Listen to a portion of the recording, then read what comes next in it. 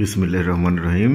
প্রিয় শিক্ষার্থীরা, আজকে উচ্চতর গণিত প্রথম পত্র প্রশ্ন প্যাটার্ন ও সাজেশন নিয়ে আলোচনা করব।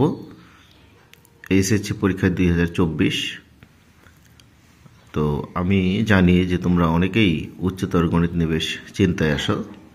তো আশা করছি এই ভিডিওটি দেখার পরে আর তোমাদের গণিত সম্পর্কে কোনো চিন্তা থাকবে না। তো উচ্চতর গণিত প্রথম পত্রের আমরা জানি যে প্রশ্ন প্যাটার্ন দুইটি বিভাগ থাকবে, একটা হচ্ছে ক বিভাগ আর একটা হচ্ছে খ বিভাগ।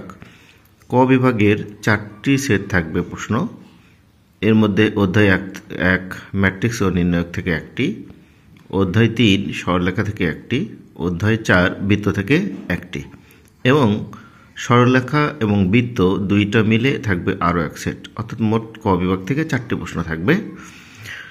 অনুরূপভাবে খ বিভাগ থেকে 4 সেট প্রশ্ন থাকবে, এর মধ্যে অধ্যায় 4 সংযুক্ত কোণের ত্রিকোণিক অনুপাত থেকে একটি, অধ্যায় 9 অন্তরীকরণ থেকে একটি, অধ্যায় 10 যোগজীকরণ থেকে একটি, এবং অধ্যায় 9 এবং 10 অর্থাৎ অন্তরীকরণ এবং যোগজীকরণ থেকে যুগ্মভাবে একটি। অর্থাৎ মোট আমাদের খ বিভাগ থেকে 4টি প্রশ্ন থাকবে এবং তোমাদের মোট 5টি প্রশ্ন উত্তর দিতে হবে। অর্থাৎ প্রতিটি বিভাগ থেকে সর্বোচ্চ 3টি প্রশ্ন উত্তর দিতে পারবা। অর্থাৎ যদি আমি ক বিভাগ থেকে 3টে প্রশ্ন উত্তর দেই, খ বিভাগ থেকে 2টি। অনুরূপভাবে যদি খ বিভাগ থেকে 3টি প্রশ্ন উত্তর দেই, ক বিভাগ থেকে 2টি। তো এখন প্রশ্ন হচ্ছে যে আমাদের আমাদের মোট 6টি অধ্যায় রয়েছে। তো এই 6টি অধ্যায়ের এমসিকিউ প্রতিটা অধ্যায় থেকে 4টি করে, মোট 4 6 24, এবং একটা অধ্যায় থেকে আর একটি প্রশ্ন থাকবে, অর্থাৎ মোটে 25টি প্রশ্ন থাকবে।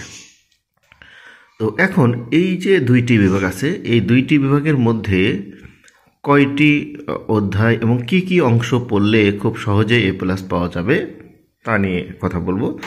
তো আমরা যদি দেখি যে ম্যাট্রিক্স, এখান থেকে আমাদের ম্যাট্রিক্সের যোগ বিয়োগ, গুণ এবং a² - 2a + 11i এই টাইপের অঙ্ক। এরপরে উলম্ব ম্যাট্রিক্স, সমঘাতী ম্যাট্রিক্স এবং অবধিঘাতী ম্যাট্রিক্স করলেই হবে। নির্ণায়ক থেকে আমাদের করতে হবে বিপরীত ম্যাট্রিক্স, ক্রেমার নিয়ম, এবং কি আমাদের কিছু প্রমাণ আছে, যেমন এই প্রমাণগুলো, এবং যেগুলো অঙ্ক তোমাদের বিভিন্ন পরীক্ষায় সালে আসছে, শুধু এই প্রশ্নগুলোই করলেই হবে এবং সালের বাইরে আর কোনো অঙ্ক তোমাদের করতে হবে না। এরপরে আমরা আসি সরলরেখা। সরলরেখা থেকে তোমাদের করতে হবে সমান্তরাল ও লম্ব রেখার সমীকরণ, এই টাইপের অঙ্ক, ঢাল নির্ণয়, এরপরে ক্ষেত্রফল নির্ণয়, যেমন ত্রিভুজের ক্ষেত্রফল, চতুর্ভুজের ক্ষেত্রফল, এরপরে সমদ্বিখণ্ডকের সমীকরণ নির্ণয়, এরপরে কোনো রেখার সাথে নির্দিষ্ট কোণ উৎপন্ন করে এবং নির্দিষ্ট বিন্দুগামী সরলরেখার সমীকরণ নির্ণয়। এবং এই অঙ্কগুলো যেগুলো বিভিন্ন সালে আসছে ওইগুলোই করলেই তোমাদের চলবে, বাকিগুলো করার দরকার নেই। এরপরে আসি বৃত্ত। তো বৃত্ত সম্পর্কে আমাদের 2টি বা 3টি বিন্দু দিয়ে যায় এরূপ বৃত্তের সমীকরণ এবং স্পর্শক সম্পর্কিত যে অঙ্কগুলো আছে এগুলো করলেই তোমাদের চলবে। এবার আসি সংযুক্ত কোণের ত্রিকোণিক অনুপাত। এখান থেকে শেষের যে 3টি চ্যাপ্টার আছে এইগুলো ভালো করে করবে। বইয়ের অনুশীলনে এবং উদাহরণের যে অঙ্কগুলো সালে আসছে ওইগুলো শুধু করলেই হবে, এর বাইরে তোমাদের করতে হবে না, কারণ সালের বাইরে আর কোনো অঙ্ক পরীক্ষায় আসে না। এরপরে আসে অন্তরীকরণ। অন্তরীকরণে তোমাদের মূল নিয়মটা করতে হবে, লিমিট, এরপরে যে পর্যায়ক্রমিক অন্তরীকরণ, স্পর্শক, অবিলম্ব, লঘুমান আর গুরুমান। এর মধ্যে লঘুমান গুরুমান থেকে তোমাদের একটা অঙ্ক থাকবেই, স্পর্শক অবিলম্ব থেকে সাধারণত একটা অঙ্ক থাকে, এবং পর্যায়ক্রমিক থেকে। আর লিমিট থেকে ক নম্বর অঙ্কটা থাকে, সুতরাং লিমিটটাও বেশ গুরুত্বপূর্ণ, 2 মার্ক আছে তোমাদের।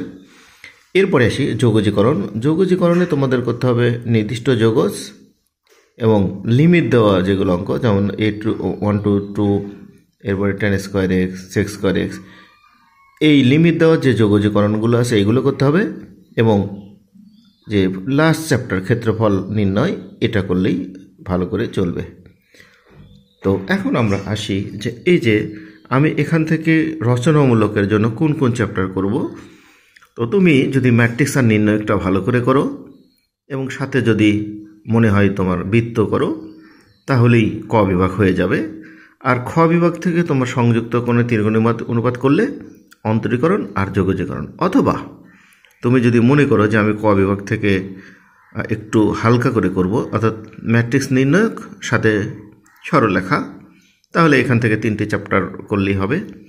অথবা যদি তুমি মনে করো যে আমি না প্রথম থেকেই 3টি চ্যাপ্টারই ভালো করে করব, তাহলে খ বিভাগ থেকে তোমার 2টি চ্যাপ্টার ভালো করে করলেই হবে, কারণ আমাদের মোট 5টি প্রশ্নের উত্তর দিতে হবে।